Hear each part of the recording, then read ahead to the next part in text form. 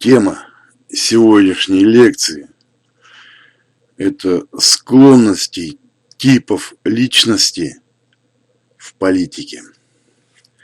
Эти склонности оказывают влияние на успех в политической карьере, на выбор способов и методов политической борьбы, на выбор политической роли. Мои наблюдения показывают, что профессия политика сегодня наиболее подходит для спикеров, так как именно спикеры умеют побеждать на выборах и являются самыми лучшими ораторами. Сегодня выборы являются единственным законным способом борьбы за политическую власть. Применение вооруженного захвата власти, террора и политических убийств сегодня находится под законодательным запретом. Попытки президента Путина укрепить вертикаль власти означают усиление исполнительной власти, замену выборов губернаторов и сенаторов назначением их со стороны президента. Это выгодно таким типам личностей, как техники и психологи. Понимание склонностей типов личности позволяет понять некоторые личные проблемы исторических деятелей прошлого и настоящего. Понять не только объективные, но и субъективные причины развития общества. Следующий вопрос. Спикеры в политике.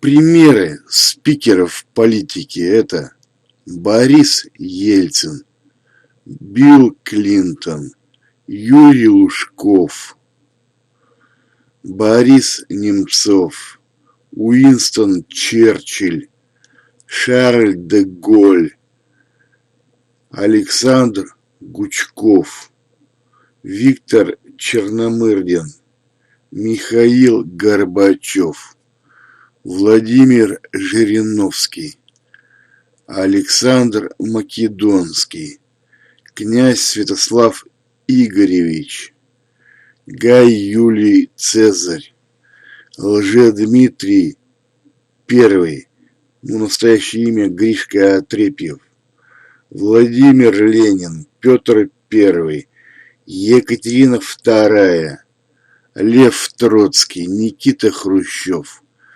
Оливер Кромвель, президент США Дональд Трамп. Итак, все это спикеры. Сделать вывод о типе личности политического деятеля можно на основе изучения его биографии и выявления его склонностей. Можно наблюдать публичные выступления политика на видео. Признаками спикеров в политике являются ораторский и полководческий талант, склонность к авантюризму, умение побеждать на выборах и вооруженных переворотах, низкий уровень образования, да, они не любят учиться. Поэтому спикер часто является талантливой самоучкой. Алкоголизм, наличие большого количества друзей и соратников. Например, Петр I имел следующие черты спикера: низкий уровень образования, склонность к алкоголизму, опора на соратников, ораторский и полководческий талант. стремление проводить реформы не по собственному замыслу, а по западным образцам. Они в политике списывают. Ленин имел следующие черты спикера. Заочное образование, его выгнали из университета. Ораторский талант, успех в вооруженном Октябрьском перевороте, склонность к плагиату в философии. Хрущев имел следующие черты спикера. Крайне низкий уровень образования, по-моему, даже начальная школа, 4 класса. Ораторский талант, умение организовать вооруженный переворот и арест Берии, непродуманность реформ и авантюризм во внешней и внутренней политике. Ну, ставка на кукурузу, которую сажали даже за полярным кругом. Ельцин имел следующие черты спикера. Склонность к алкоголизму и авантюризму, ораторский талант, умение побеждать на всеобщих президентских выборах, умение подавлять вооруженные путчи с помощью военной силы или с помощью организации вооруженного сопротивления простых граждан у Белого дома. Ну, он там выступал с танка.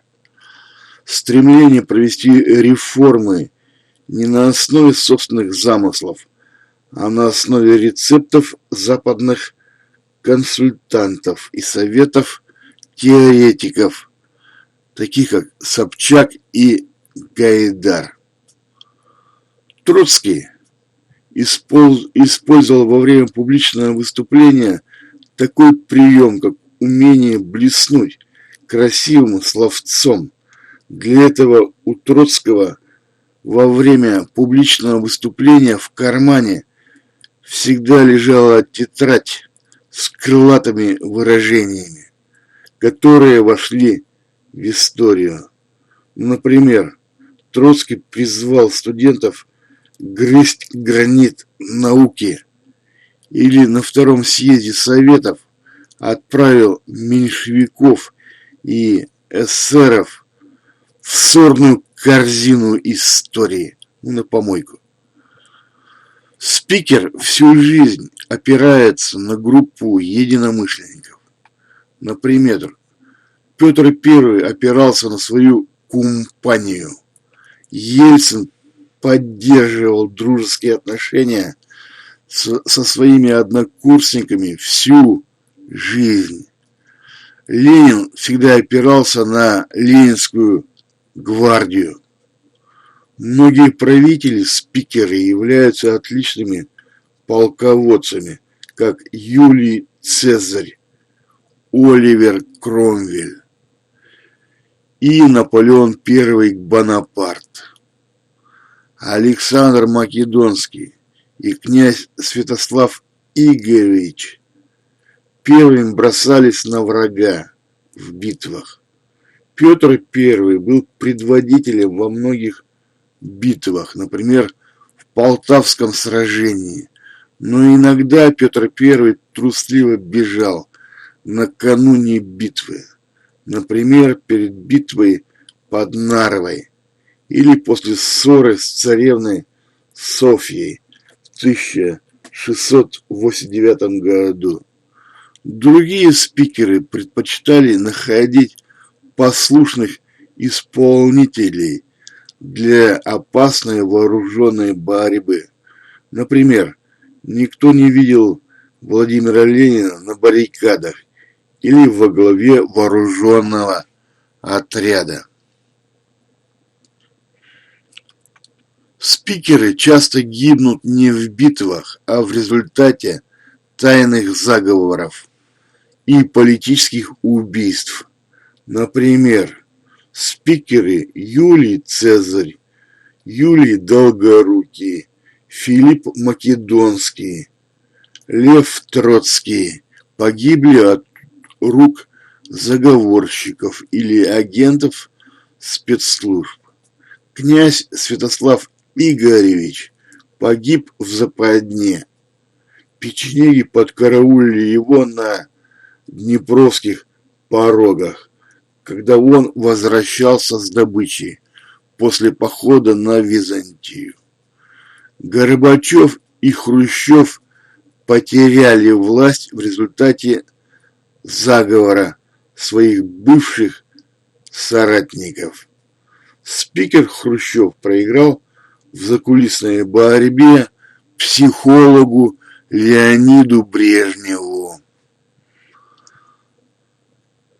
Лжедмитрий I, то есть Гришка Отрепьев, отвоевал престол у психолога Бориса Годунова, то есть с помощью войны. Но затем Лжедмитрий I погиб в результате вооруженного заговора, организованного психологом Василием Шуйским. Шуйский не сумел навести порядок в период смуты и разгромить внешнего врага – поляков. Народ презирал Шуйского за подлость и слабость, поэтому в результате московского восстания Шуйский был низложен и пострижен в монахи. Психолог Борис Годунов сделал карьеру за счет женщин. Борис Годунов женился на дочери Малюты Скуратова, который был придворным палачом при царе Иване Грозном. А затем Борис Годунов женил свою сестру Ирину на последнем немощном правителе из династии Рюриковичей, сыне Ивана Грозного Федоре Иоановича, который не имел наследников. Годунов сумел организовать убийство своих более породистых конкурентов. Но это был царевич Дмитрий, сын Ивана Грозного, и братьев Романовых. Царевич Дмитрий был убит наемными убийцами.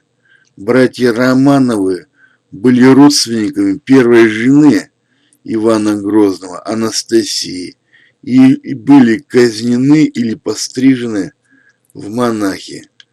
Но монах не имеет права на престол. Период смуты в России в начале 17 века и период дворцовых переворотов в XVIII веке являются удобными с научной точки зрения периодами русской истории для изучения таких методов борьбы за власть, как заговор, политическое убийство и вооруженное восстание. Спикерами являются все лидеры крестьянских восстаний, то есть Степан Разин, Емельян Пугачев, Иван Болотников, Кондратий Булавин. Такие спикеры, как Ленин, были готовы шагать к власти даже по трупам. Ну, например, Ленин приказал расстрелять Николая II и его семью со всеми детьми. Следующий вопрос. Психологи в политике. Такие политики, как Карл Маркс, Георгий Плеханов, Леонид Брежнев, Борис Годунов, Василий Шуйский, Усама бен Ладен, Хиллари Клинтон, бывший президент США Барак Обама являются психологами по типу личности. Психологами-тиранами были Нерон, Калигула, Иван Грозный, Иосиф Сталин и Адольф Гитлер. Психолог Лаврентий Берия был кандидатом в тираны, которого его конкуренты в борьбе за власть уничтожили в результате вооруженного переворота.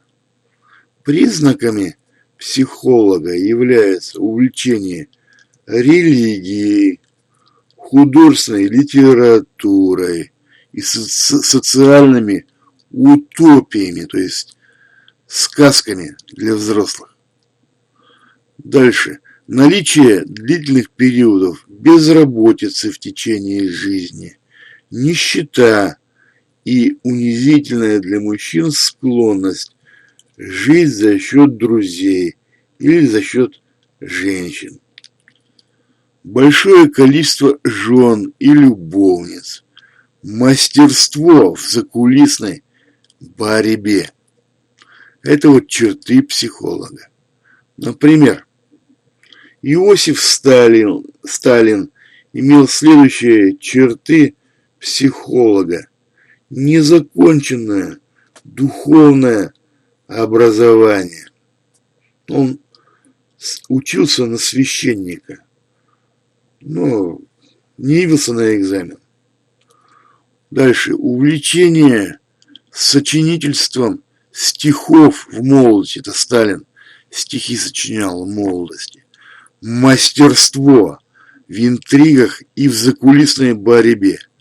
Именно поэтому он и стал правителем, что был мастером закулисной борьбы, самым подлым и хитрым. Отсутствие профессии в молодости. Сталин имел 2 жены и большое количество любовниц. Он имел полное отсутствие полководческого таланта. Пока он руководил Красной армией в 1941 и 1942 году, Красная армия терпела поражение, катастрофические поражения, окружение попадала Красная армия. Гитлер имел следующие черты психолога. Это мечта о профессии художника в молодости. Мечтал стать художником. Положение бездомного бродяги в молодости. Иногда спал в ночлежках. Дальше. Он отказался стать чиновником вопреки советам отца из-за неприязни к рутинной работе. Но он заявил отцу, что хочет стать художником. А отец ему ответил, ну что это, рисовальщиком, что ли? Дальше.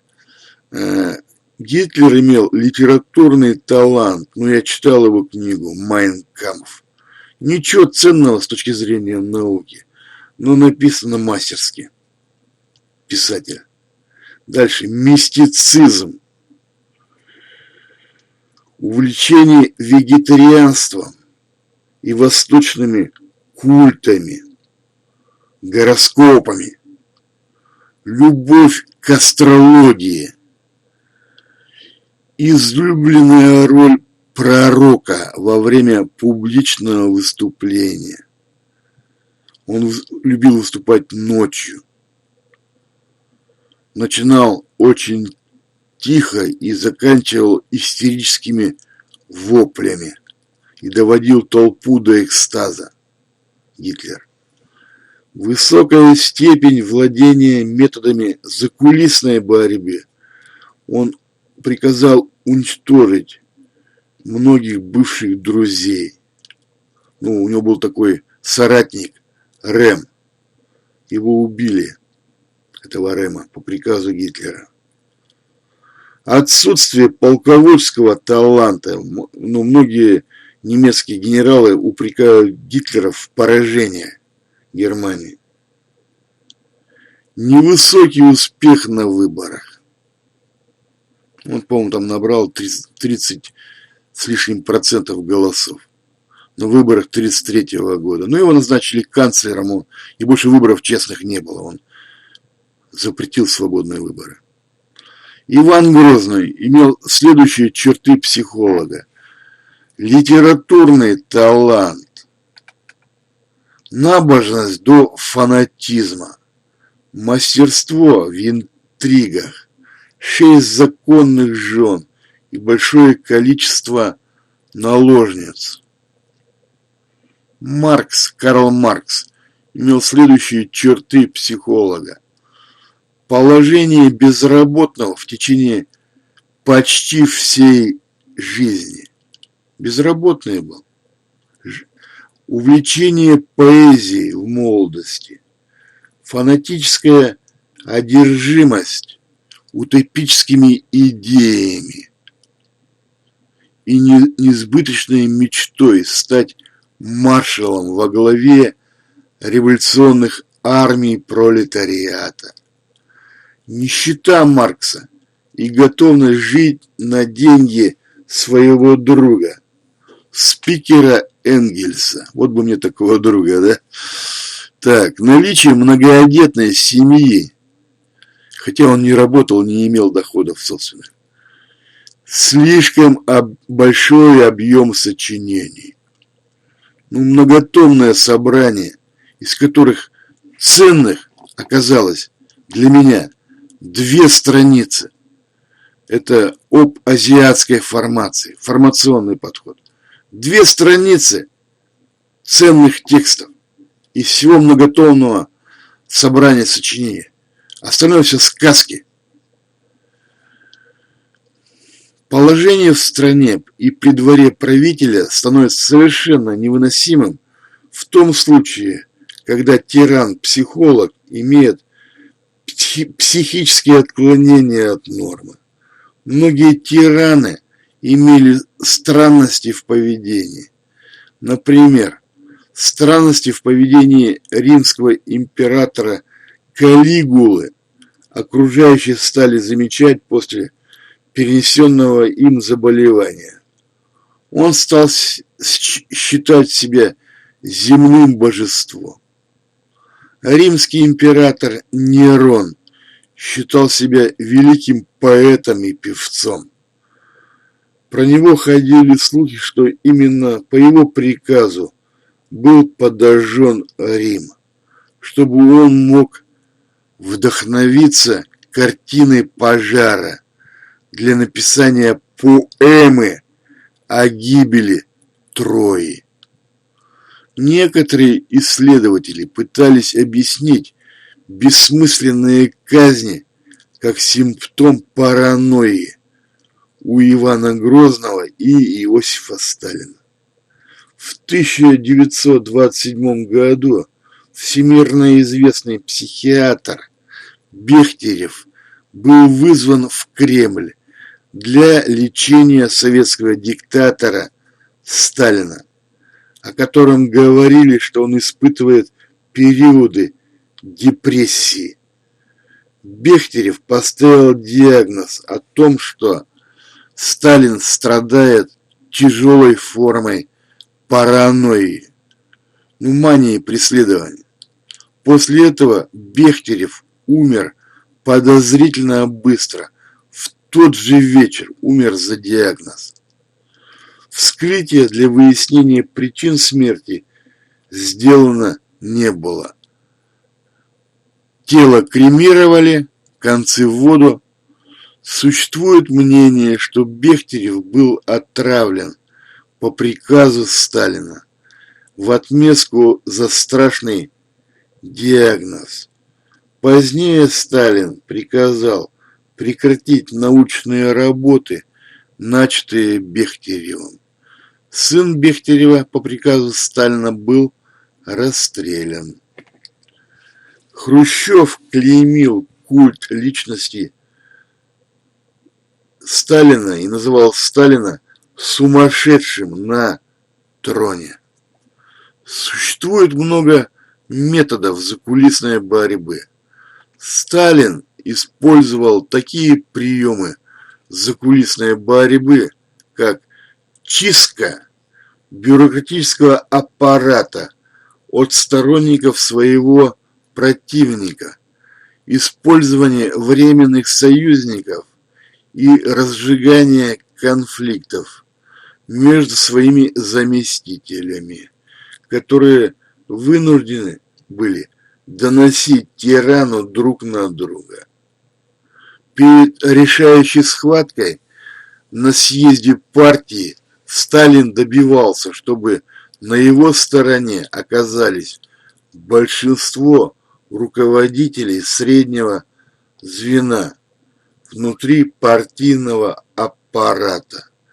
По его словам, для победы над генералами нужно добиться поддержки со стороны большинства офицеров в кавычках. Эту поддержку со стороны руководителей среднего звена противники Сталина недооценили. На съезде партии сторонники Сталина, пользуясь своим большинством, просто не давали Троцкому говорить с трибуны, заглушали его слова свистом и улюлюканьем. А сам Сталин не умел выступать, он по-русски-то плохо говорил, с акцентом грузинским.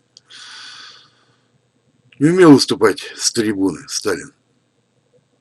Троцкий говорил, ему не дали просто выступать. Ленинградское дело является примером разжигания конфликтов между заместителями Сталина. Сталин заболел и уехал лечиться на курорт. Вместо него страной несколько месяцев руководил Андрей Жданов. За это время Жданов успел поставить во главе многих областных партийных организаций своих друзей, ленинградцев. Таким способом Жданов готовился к захвату власти в случае смерти Сталина. Но Жданов чересчур поспешил. Когда Сталин вернулся в столицу, то Лаврентий Берия донес Сталину на Жданова. В итоге Жданов умер при странных обстоятельствах, а по Ленинградскому делу было казнено 2000 человек. Но это были друзья Жданова, многие из которых были министрами и высокопоставленными чиновниками. Бен Ладен впервые в истории применил глобальный террор в борьбе против США. Использование этого метода политической борьбы предполагает наличие у его организатора таких качеств характера, как хитрость, коварство, беспощадность к мирным жителям. Ну, Бен Ладен, знаете, организовал атаку самолетов, гражданских самолетов на США. Эти самолеты захватили террористы и направили их на Пентагон и на здание торгового центра в Нью-Йорке. 2 башни. Эти башни были разрушены. Следующий вопрос. Техники в политике. Ну, пример техников в политике – это Николай I в России, Николай II, Александр III, Вячеслав Молотов, Геннадий Зюганов, Дмитрий Медведев, Ангела Меркель и королева Великобритании Елизавета II. Ну и, конечно, Владимир Путин тоже является техником. Все эти техники в политике являются прирожденными консерваторами и творцами порядка после периода реформ или революции. Роль творца порядка с успехом могут исполнять не только техники, но и спикеры. Например, Сорокин называл таких спикеров, творцов порядка, как Цезарь, Август, Кромвель и Наполеон в качестве примеров творцов порядка после революции.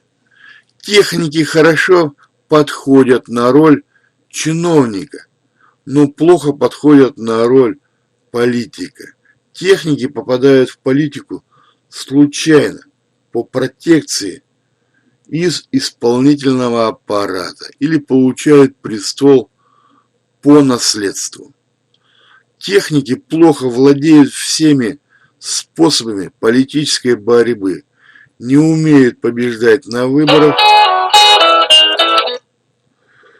плохо владеют приемами закулисной борьбы и не умеют устраивать вооруженные перевороты.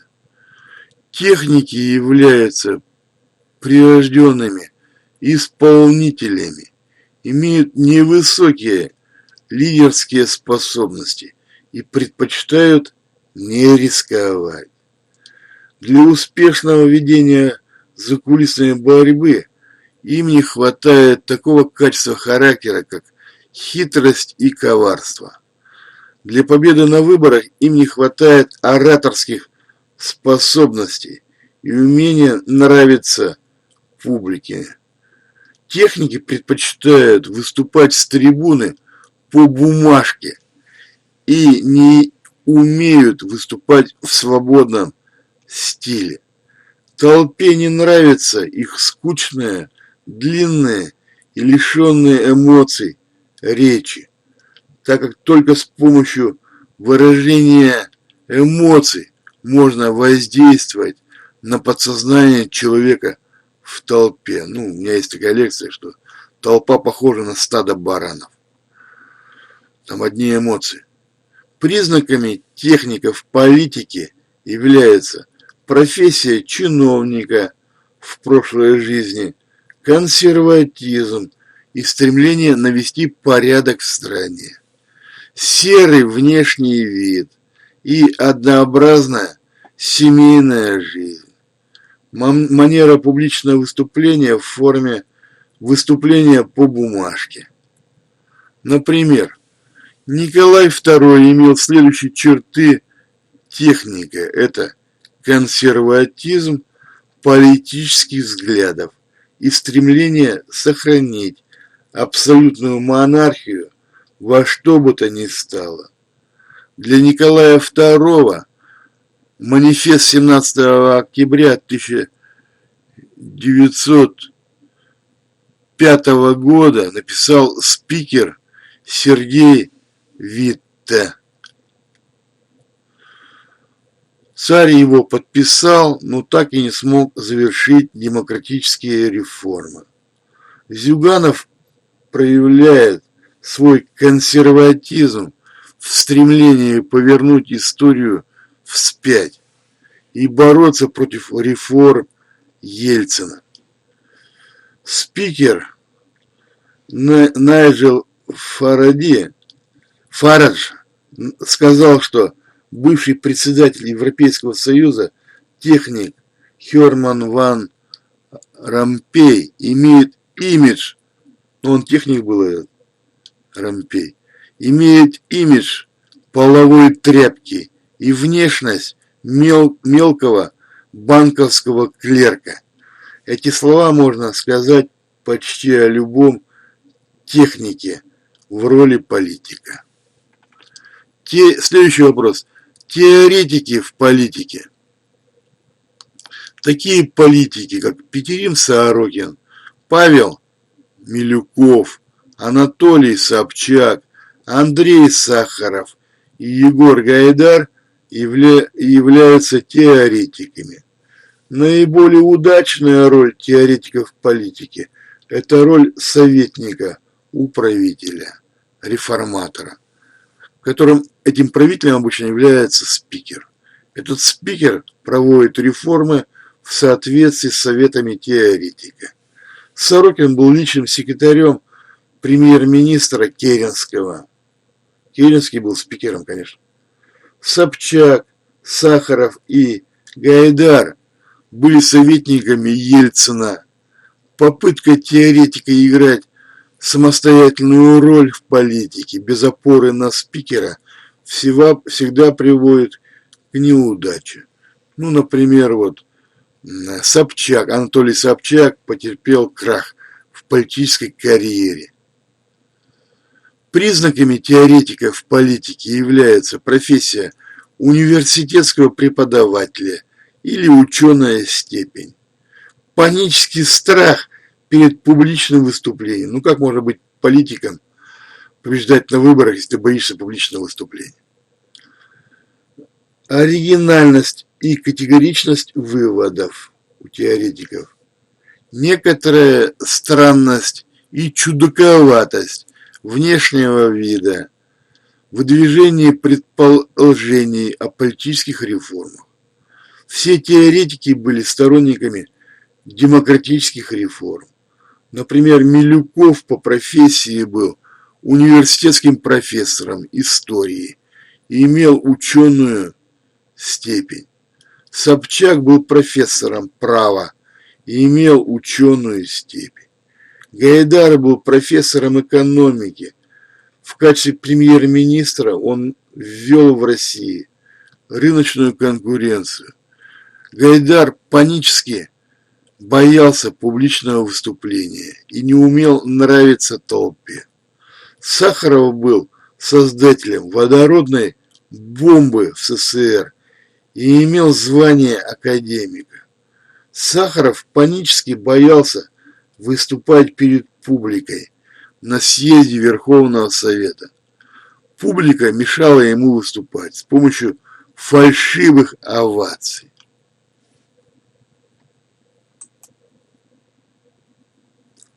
Ну, можно сделать вывод, что самыми лучшими политиками, конечно, являются спикеры и психологи. Ну, небольшой успех умеют теоретики, а неудачниками в политике, конечно, являются теоретики.